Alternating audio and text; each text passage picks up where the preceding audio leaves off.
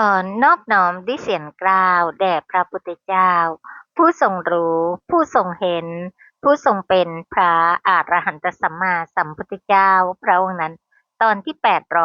816ตื่นเถิดลุกขึ้นเถิดมาทำความประเสริฐให้เกิดขึ้นแก่ตนและเกื้อกูลแก่เหล่าสัตว์บุคคลพึงรีบขนขวายในความดีพึงห้ามจิตเสียจากบาปเพราะว่า เมื่อบุคคลทำความดีช้าอยู่ใจจะยินดีในบาปนะโมตัสสะภะคะวะโตอะระหะโตสัมมาสัมพุทธัสสะนะโมตัสสะภะคะวะโตอะระหะโตสัมมาสัมพุทธัสสะ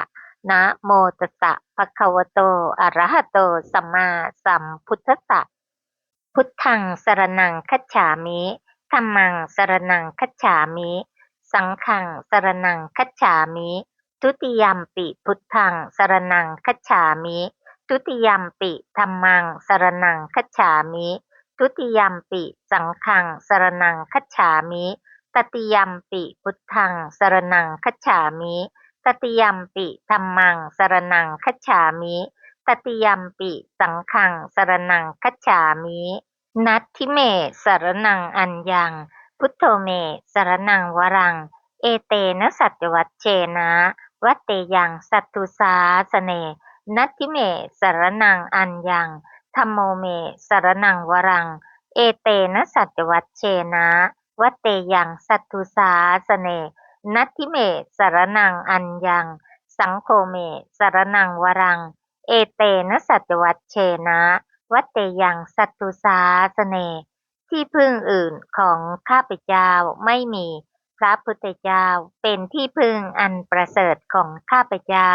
ด้วยการกล่าวคำสัตย์นี้ข้าพเจ้าพึงเจริญในพระศาสนาของพระศาสดาที่พึ่งอื่นของข้าพเจ้าไม่มีพระธรรมเป็นที่พึ่งอันประเสริฐของข้าพเจ้า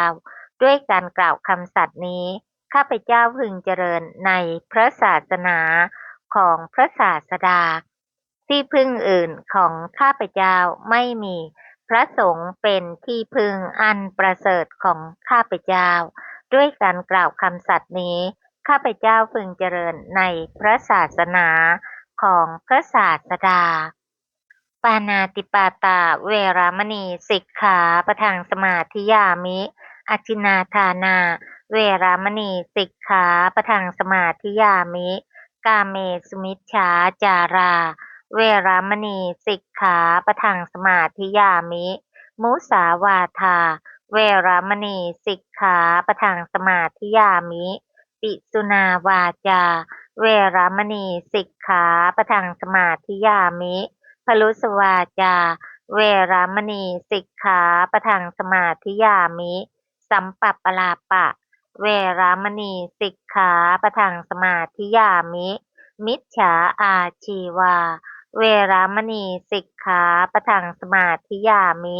ข้าพเจ้าขอสมาทานอาชีวถามากศีลตามเยี่ยงอย่างพระอรหันต์เพื่ออนุปาทาปรินิพพานในปัจจุบันบูชาพระรัตนตรัยอันสูงสุดปานาติปาตาเวรามณีสิกขาปะทังสมาธิยามิอทินนาทานาเวรามณีสิกขาปะทังสมาธิยามิอพรหมจริยาเวรามณีสิกขาปะทังสมาธิยามิมุสาวาทาเวรามณีสิกขาปะทังสมาธิยามิสุราเมรยะมัชฌัปมาทฐานาเวรามณีสิกขาปะทังสมาธิยามิวิกาลโภชนาเวรามณีสิกขาปะทังสมาธิยามินัจจคีตวาทิตวิสุกทัสสนาเวรามณีสิกขาปะทังสมาธิยามิมาลาคันทวิเลปนะธารณะมันดนะวิภูสนัฏฐานาเวรามณีสิกขาปะทังสมาธิยามิอุจจาสยนะมหาสยนาเวรามณีสิกขาปะทังสมาธิยามิชาตะรูปะรัชตะปฏิฆหนาเวรามณีสิกขาปะทังสมาธิยามิข้าพเจ้าขอสมาทาน ศีล10ประการนี้ตามเยี่ยงอย่างพระอรหันต์เพื่ออนุปาทาปรินิพพานในปัจจุบันบูชาพระรัตนตรัยอันสูงสุดขอเจริญกุศลกรรมบท10งดเว้นจากอกุศลกรรมบท10เจริญบารมี10เจริญบุญญากิริยาวัตถุ10เจริญโพธิปักขียธรรม37ประการอันประกอบด้วยสติปัฏฐานสี่สัมมาปัฏฐานสี่อิทธิบาทสี่อินทรีย์ห้าพละห้าโพชฌงค์7อริยมรรคมีองค์8เพื่ออนุปาทาปรินิพพานในปัจจุบันบูชาพระรัตนตรัยอันสูงสุดท่านผู้มีบุญมากทั้งหลายก็คงตื่นกันขึ้นมาแล้วนะคะด้วยความสุขกายสุขใจและปลอดภัยกันอยู่ร่วมศึกษาพระสัทธรรมอันประเสริฐที่เรานั้นจะต้องเข้าไปกำหนดรู้นะคะเพราะนั้นคือส่วนของทุกขอริยสัจที่เราจะต้องทำความเข้าใจว่าสิ่งเหล่านี้คือธรรมะไม่ใช่สัตว์บุคคลตัวตนเราเขาไม่ใช่สิ่งที่เป็นไปตามปรารถนาได้ซึ่งหลายท่านนั้นอาจจะคิดว่าในขณะนี้เราสามารถพูดได้ตามประสงค์แต่สักวันหนึ่งนะคะเมื่อเหตุปัจจัยไม่พร้อมปากเบี้ยวลิ้นแข็งก็ไม่สามารถจะพูดได้ตามประสงค์ค่ะโดยเฉพาะในขณะที่เรามีโอกาสที่จะเจริญกุศลด้วยการสวดมนต์ไหว้พระและสาธยายพระไตรปิฎกต่างๆนั้นก็ควรจะรีบกระทำนะคะเวลาที่มีอยู่ในการจะเจริญกุศลนั้นมีขอบเขตจำกัดทุกคนค่ะเพราะโลกนี้เกิดขึ้นด้วยเหตุปัจจัยทั้งสิ้นนะคะเมื่อหมดเหตุปัจจัยมันก็หมดโอกาสในการเจริญกุศลจิตตชรูปต่างๆที่เกิดขึ้นในการสวดมนต์ไหว้พระเหล่านี้เป็นรูปที่เกิดจากจิตอันประณีตเท่านั้นนะคะถ้าไม่ประณีตแล้วการสวดมนต์สาธยายต่างๆก็เกิดขึ้นอย่างไม่เต็มใจไม่ใช่กุศลค่ะเพราะกุศลนั้นจะต้องมีศรัทธามีความผ่องใสตั้งแต่น้ำเสียงที่ออกมาก็จะต้องมีความแจ่มใสเพราะไม่ประกอบด้วยความหดหู่ท้อถอยใดๆนะคะสิ่งเหล่านี้ต้องฝึกให้เกิดขึ้นในขณะที่ชีวิตยังพอเป็นไปได้ค่ะมันไม่ใช่จะเป็นไปดั่งหวังนะคะฉะนั้นโอกาสอันประเสริฐนั้นที่ได้มีดวงตาได้เห็นพระสัทธรรมอันประเสริฐซึ่งได้มีส่วนแห่งเส้นเสียงที่เกิดขึ้นในความเป็นมนุษย์จึงได้มีโอกาสกล่าวพระสัทธรรมโดยอาศัยลิ้นริมฝีปากและฟันที่มีครบบริบูรณ์จึงสามารถที่จะกระทำได้และต้องประกอบด้วยจิตที่เป็นมหากุศลยิ่งถ้ามีปราโมทย์ปีติเกิดขึ้นบ่อยๆย่อมเป็นปัจจัยให้การกระทำนั้นเป็นไปอย่างง่ายอย่างคล่องแคล่วและเป็นประโยชน์แก่ตนเองอย่างยิ่งนะคะเพราะนั้นคือมหากุศลจิตอันมีกำลังจากการที่มีสติสัมปชัญญะอย่างมากหากเราเข้าไปในป่าเราก็จะได้ยินเสียงสัตว์ต่างๆมันร้องระงมนะคะไม่ว่าจะเป็นนกจิ้งจกตุ๊กแกต่างๆนะคะมันก็ร้องกันได้แล้วเราผู้มีจิตใจที่ประกอบด้วยปัญญาญาณ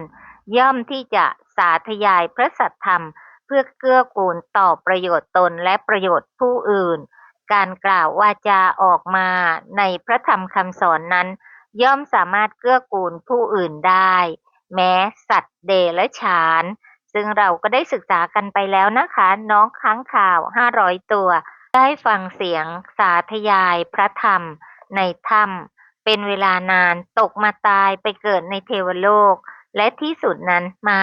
เป็นมนุษย์เป็นลูกศิษย์ของพระสารีบุตรฟังพระอภิธรรมแทงตลอดความเป็นพระอรหันต์ได้เห็นไหมคะว่า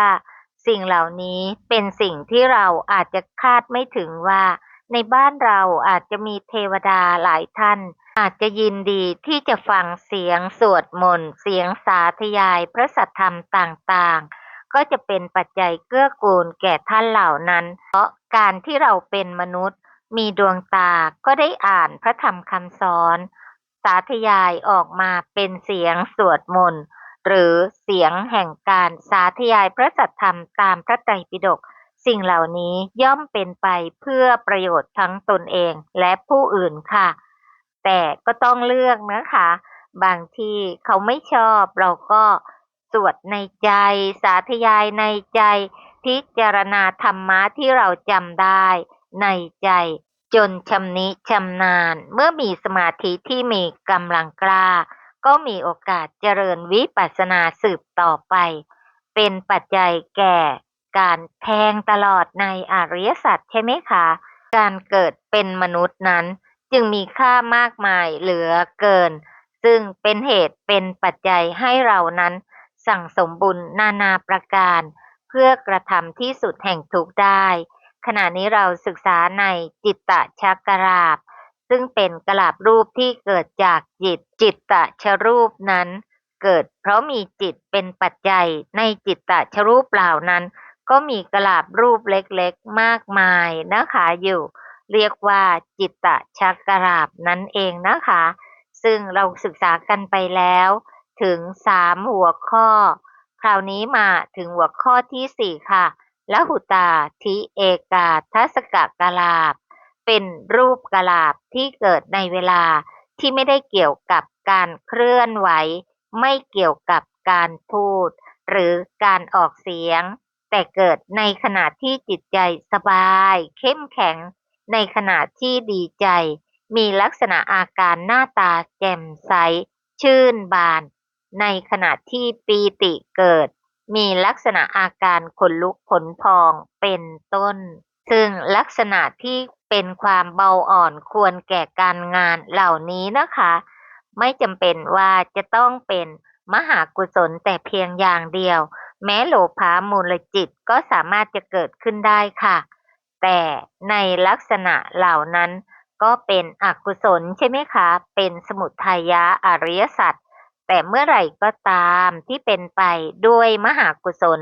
สติสัมปชัญญะที่ประกอบพร้อมโดยมีศรัทธามีจิตที่โสมนัสยินดีในกุศลต่างๆนะคะโดยที่นั่งพิจารณาในกุศลที่ได้ศึกษาเพราะอะไรในที่นี้ท่านกล่าวไว้เลยว่าไม่เกี่ยวกับการเคลื่อนไหวไม่เกี่ยวกับการพูดหรือการออกเสียงแต่เกิดในขณะที่จิตใจสบายเข้มแข็งที่ดีใจหรือถ้าเป็นมหากุศลก็เป็นเรื่องของการที่มีใจดีใจเอิบอิ่มยินดีในกุศลที่ได้ทำไปแล้วนะคะเช่นระลึกถึงทานกุศลอันเป็นอัปปราปราเจตนาที่ได้ทำไปแล้วหรือระลึกถึงธรรมะต่างๆที่นำมาซึ่งความอิ่มเอิบภายในเนื่องจากว่าแต่ละท่านนั้นมีความพึงพอใจในธรรมะหลากหลายเมื่อระลึกถึงธรรมะเหล่านั้นขึ้นมาได้ก็จะทำให้จิตใจนั้นผ่องใสและนั่งระลึกไป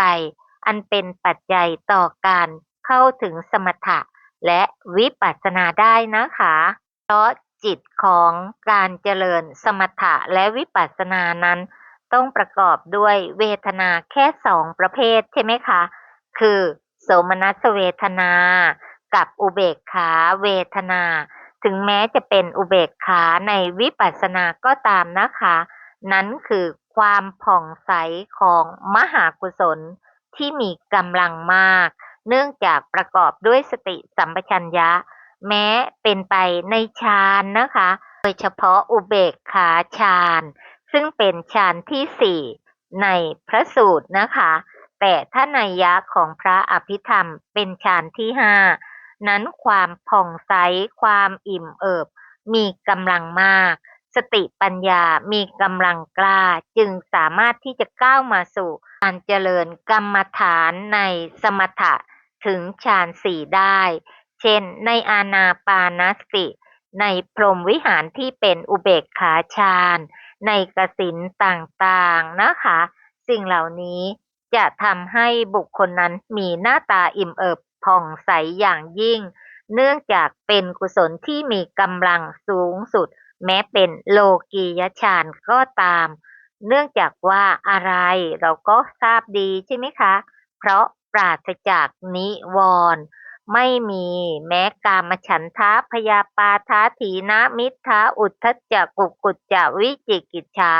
สิ่งเหล่านี้ที่ทำให้จิตเศร้าหมองนั้นไม่มีอยู่เลยเพราะฉะนั้นหน้าตานั้นจึงแจ่มใสและเบิกบานอย่างยิ่งเพราะปราศจากกิเลสอกุศล นี้พูดในยะของมหากุศลทั้งที่เป็นกามาวจรกุศล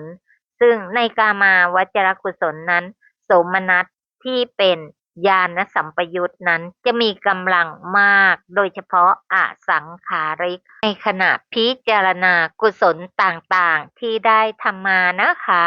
อาจจะยังไม่ถึงระดับฌานถึงแค่ระดับอุปจาระเหล่านี้เป็นต้น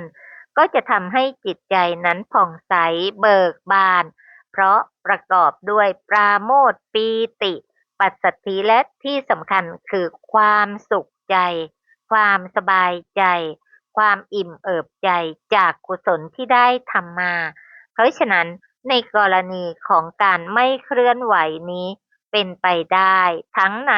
อุปจารสมาธิ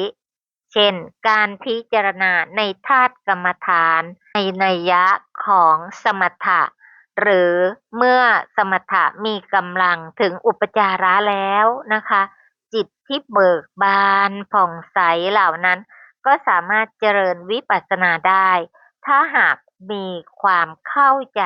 ในหมวดแห่งธรรมเหล่านี้อย่างชัดเจนมาก่อนด้วยการศึกษาลักษณะของธาตุ ไม่ว่าจะเป็นธาตุดิน6 อาการธาตุน้ำ2 อาการธาตุไฟ2ธาตุลม2เหล่านี้เป็นต้นนะคะก็สามารถเจริญวิปัสสนาได้แน่นอนค่ะความผ่องใส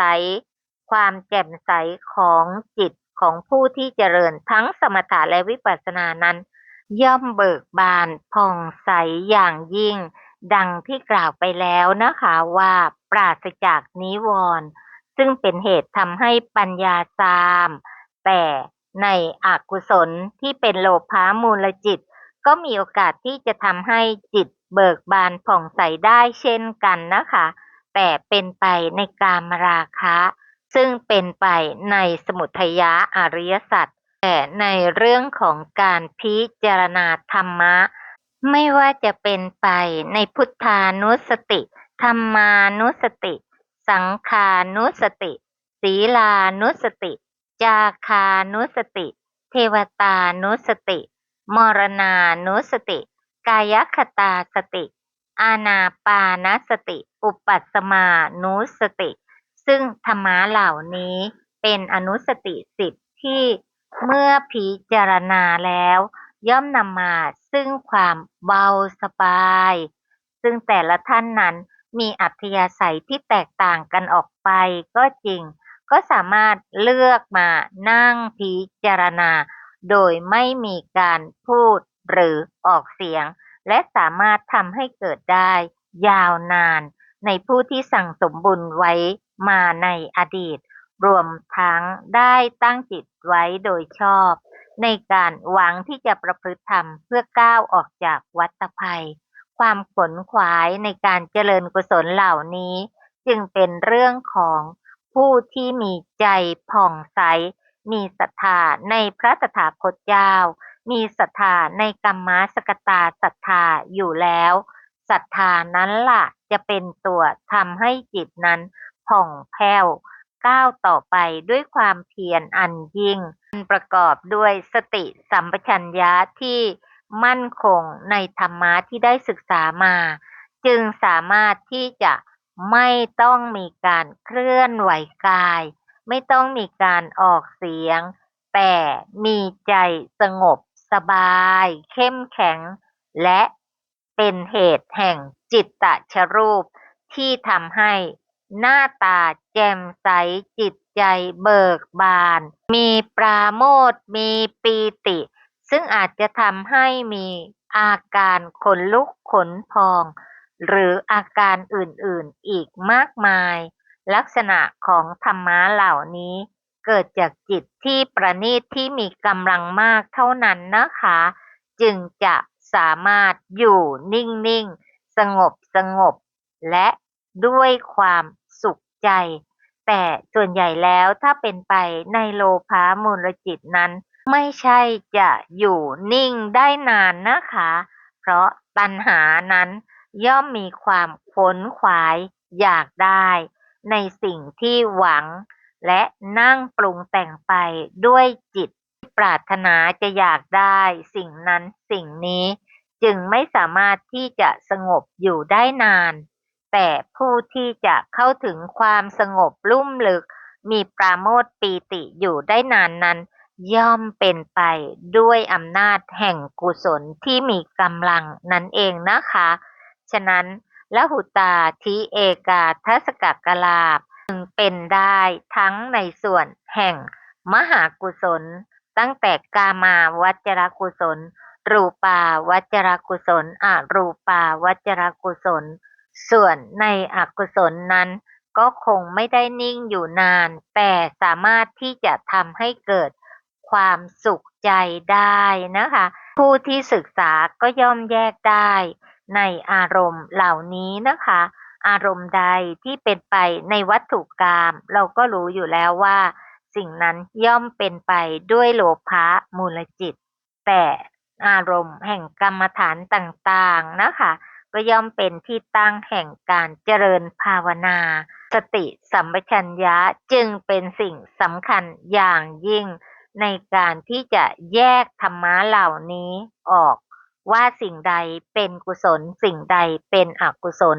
โดยศึกษาจากอารมณ์ลักษณะของความพึงพอใจความติดข้องความอยากได้ความไขว่คว้าความยึดติดค่ะเราก็คงเป็นกันอยู่ใช่ไหมคะในชีวิตซึ่งก็สังเกตได้จากในชีวิตของเราค่ะในเรื่องของปีตินั้นเนี่ยนะคะเราก็มาทำความเข้าใจกันนิดนึงแบ่งออกได้เป็น5 ประเภท1ขุทกาปีติปีติเล็กน้อยพอขนลุกชูชันน้ำตาไหล2คณิกาปีติปีติชั่วขณะทำให้รู้สึกแปรๆเป็นขณะดุจฟ้าแลบเสียวซ่านถึงรูขุมขน3โอกกันติกาปีติปีติเป็นระลอกหรือปีติเป็นพักๆทำให้รู้สึกสู้ลงมาสู้ลงมาในกายดุดคลื่นซัดต้องฝั่ง4อุเพคปีติหรืออุเพคปีติปีติโลดลอยเป็นอย่างแรงให้รู้สึกใจฟูแสดงอาการหรือทำการบางอย่างโดยไม่ได้ตั้งใจเช่นเปล่งอุทานเป็นต้นสิ่งเหล่านี้ก็ไม่ใช่ข้อนี้ใช่ไหมคะเพราะข้อนี้ไม่มีการเคลื่อนไหวนะคะข้อสุดท้ายของปีติคือภารณาปีติซาบซ่านให้รู้สึกเย็นซ่านเอิบอาบไปทั่วสารพางกายปีติที่ประกอบกับสมาธิท่านมุ่งเอาข้อนี้นะคะคือข้อที่5ในขุทกาปีติและคณิกาปีติสามารถเข้าถึงได้ด้วยศรัทธาเห็นไหมคะว่าต้องมีมหากุศลโอกันติกาปีตินั้นถ้ามีมากย่อมทำอุปจารสมาธิให้เกิดขึ้นอุเพงคาปีติที่ยึดติดกับดวงกสิณทำให้ทั้งกุศลและอกุศลเกิดขึ้นและขึ้นอยู่กับความเชี่ยวชาญภารณาปีติบุคคลทำให้เกิดขึ้นในสภาวะแห่งอัปปนาสมาธินะคะคัมภีร์วิมุตติมรรคยังมีการแบ่งอีกแบบหนึ่งแบ่งปีติเป็น6 ประการนะคะ1ปีติเกิดจากราคะนี่ก็พูดไปเมื่อกี้นะคะความอิ่มใจเพราะความชอบหลงไหลและความอิ่มใจที่ประกอบด้วยกิเลส2ปีติเกิดจากศรัทธาความอิ่มใจของบุคคลผู้มีศรัทธาอย่างแรงกล้า3ปีติเกิดจากความไม่ดื้อด้านความอิ่มใจอย่างยิ่งของคนดีมีใจบริสุทธิ์4ปีติเกิดจากวิเวกความอิ่มใจของบุคคลผู้เข้าปฐมฌาน5ปีติเกิดจากสมาธิความอิ่มใจของบุคคลผู้เข้าทุติยฌาน6ปี ปีติเกิดจากโพชฌงค์ความอิ่มใจที่เกิดจากการดำเนินตามโลกุตตรมรรคในทุติยฌานหากเราจะศึกษาเพิ่มเติมในพระอภิธรรมนะคะ ลักษณะของปีติเจตสิกนั้นเป็นอย่างไร ก็มีความแช่มชื่นใจในอารมณ์เป็นลักษณะ มีการทำให้อิ่มกายอิ่มใจ หรือทำให้ซาบซ่านทั่วร่างกายเป็นกิจ มีความฟูใจเป็นผล มีนามขันธ์สามที่เหลือ ได้แก่เวทนา สัญญาและวิญญาณเป็นเหตุใกล้ ฉะนั้นธรรมชาติของปีตินี้เมื่อเกิดขึ้นกับใคร ย่อมทำให้ผู้นั้นรู้สึกปลาบปลื้มใจ มีหน้าตาและกายวาจา ชื่นบานแจ่มใสเป็นพิเศษ บางทีก็ทำให้รู้สึกซาบซ่านไปทั่วร่างกาย ซึ่งเกิดจากปีติแผ่ซ่านไปทั่วร่างกายนี้เอง และทำให้จิตใจของผู้นั้นแช่มชื่น เข้มแข็ง ไม่รู้สึกเหนื่อยหน่ายต่ออารมณ์เหตุใกล้ของเวทนาที่ทำให้ปีติเกิด ก็คือสุขเวทนานั่นเองนะคะ ปีติและสุขนั้นแตกต่างกันนะคะ ปีติเป็นสังขารขันธ์และสุขนั้นเป็นอะไรคะ เป็นเวทนาขันธ์นะคะ เพราะฉะนั้นเราก็ต้องรู้จักแยกให้ชัดเจน แม้สุขเวทนาเป็นเหตุให้ปีติเกิดก็ตามนะคะ ฉะนั้นการศึกษาพระสัทธรรมตามพระธรรมคำสอนนั้น เป็นความประเสริฐอย่างยิ่งที่จะทำให้เห็นชัดว่าธรรมะที่เราเคยคิดว่าเป็นสิ่งเดียวกันนั้น แท้ที่จริงแล้วไม่ใช่สิ่งเดียวกัน แต่อาศัยพระสัพพัญญุตญาณที่ทรงรู้ชัดตามความเป็นจริงในธรรมะเหล่านั้น จึงประกาศพระธรรมคำสอนอย่างประณีตลุ่มลึกให้เรานั้นรู้จักแยกแยะและเข้าใจตามความเป็นจริงค่ะ ไม่มืดมัวอยู่กับความไม่รู้นะคะ ด้วยการศึกษาและปฏิบัติธรรมเพื่ออนุปาทาปรินิพพานในปัจจุบัน ด้วยสัจจะวาจานี้ หม่อมฉันทั้งหลายเชื่อมั่นว่าจะเป็นปัจจัยในการแทงตลอดในอริยสัจสี่โดยง่ายโดยพลันในการปัจจุบันนี้ ขอน้อมมหากุศลและอุทิศบุญทั้งสิ้นแด่สรรพสัตว์ทั้ง31ภพภูมิ ขอทุกท่านจงมีจิตโสมนัสยินดีอนุโมทนาในมหากุศลทั้งสิ้น เพื่ออนุปาทาปรินิพพานโดยง่ายโดยพลันโดยทั่วกันคากราบอนุโมทนาในมหากุศลของทุกท่าน ด้วยความเคารพอย่างสูง กราบสาธุสาธุสาธุเจ้าค่ะค่ะ